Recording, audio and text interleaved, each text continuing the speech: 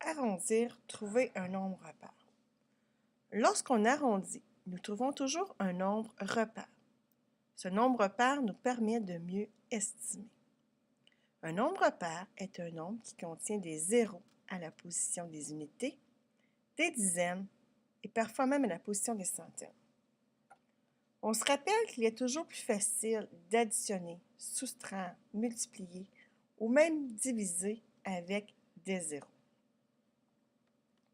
Alors, voyons donc quelques petits exemples. OK.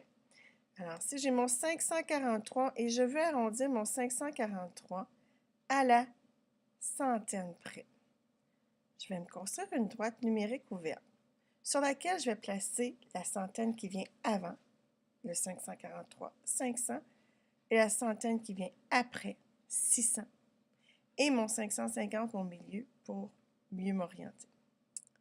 Je place mon 543 sur la droite numérique.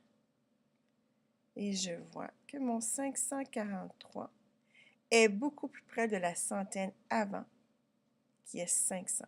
Alors, mon 543, je vais l'arrondir à 500. Si je veux être encore plus précis et que je veux arrondir à la dizaine, alors je veux changer mon 3 pour un 0. Alors, je vais faire la même chose. Je vais me faire ma droite numérique. Mais cette fois-ci, je vais placer mes nombres 500, 550 et 540, qui est la dizaine avant et la dizaine juste après. Alors, je place mon 543 sur ma droite numérique et je vois que le 543, mon 4, le 3 juste avant, est plus près du 0. Alors, mon 543, je vais l'arrondir à 540. Un exemple avec les unités de mille. J'ai 4621. Je veux arrondir mon unité de mille avec le reste des zéros. Alors, 4621, je vais faire ma droite numérique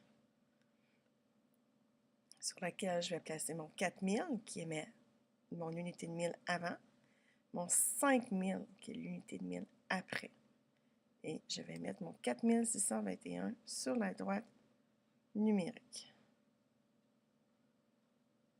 Alors, ici, je vois que mon 4, qui est mon unité de mille, est beaucoup plus proche de mon 5000. Alors, je vais arrondir mon 4621 à 5000.